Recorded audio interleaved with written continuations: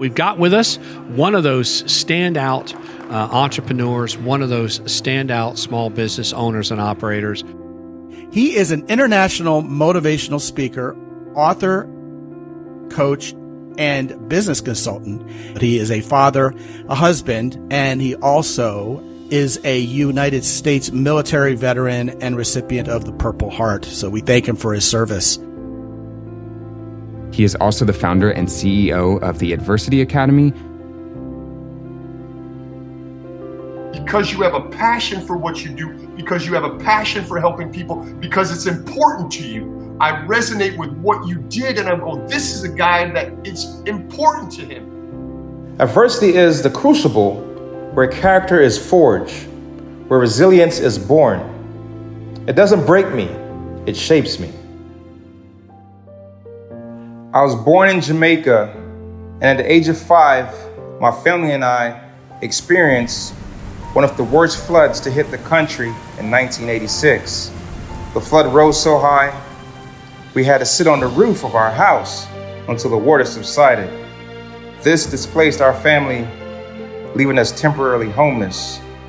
And my parents lost everything, all of their things that they worked so hard for, and it was gone in just a matter of seconds. As a kid, at the age of 8 and 11, I experienced childhood trauma that no child should ever experience. I bottled those emotions and was in isolation. In addition to that, 2 years later, in 1988, we went through Hurricane Gilbert. Category 5 hurricane, killed over 300 people and impacted so many within our country. The damage from this hurricane once again damaged our home, so my parents decided it was time for a change.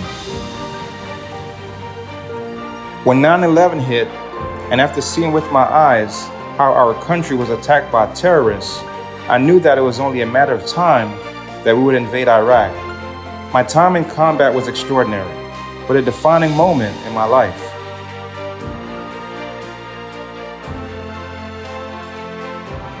It was an honor to serve and defend, but losing the brothers I served with is unforgettable.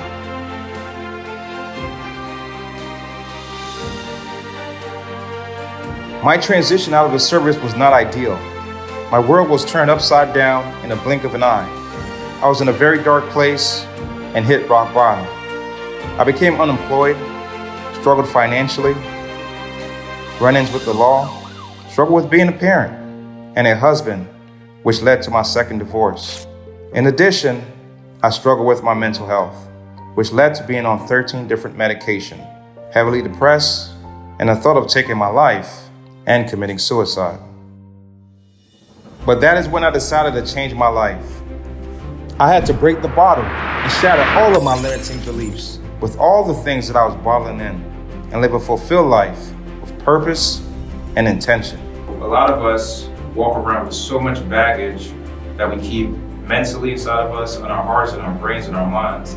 And that's what I was doing. It was within that moment that I had to break the bottle and started getting much more vulnerable and just becoming much more transparent and fixing and healing some of these things if I wanted to get that transformation that I needed within my life.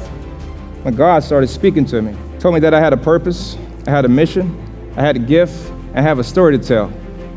Overcoming adversity is not a distant dream. It's a journey I've embarked upon with unwavering resolve. So I chose to get counseling. I chose to change my circle. I chose to express that in many different ways. I chose to start talking to my wife about those types of things. I chose to start talking to my kids about some of these things. I learned a lot about forgiveness.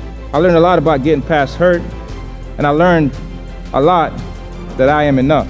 I went back to school, got my master's degree. I started a company, Adversity Academy.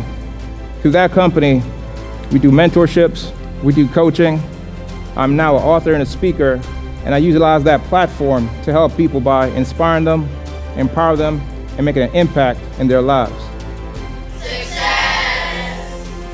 With each challenge I face, I evolve, I adapt, and I become a better version of myself. I've learned that adversity is not the end of the road. It's a detour that leads to growth and transformation. Decision, direction, and destination. And the problem that I find in life is a lot of us is not aligned. And when we're out of alignment, we make bad decisions.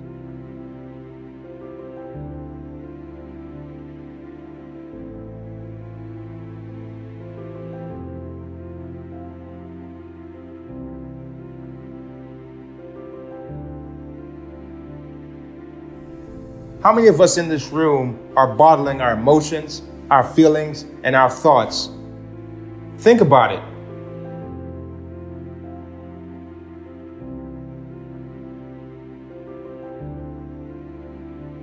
And how many of those emotions, thoughts, and feelings are holding us back?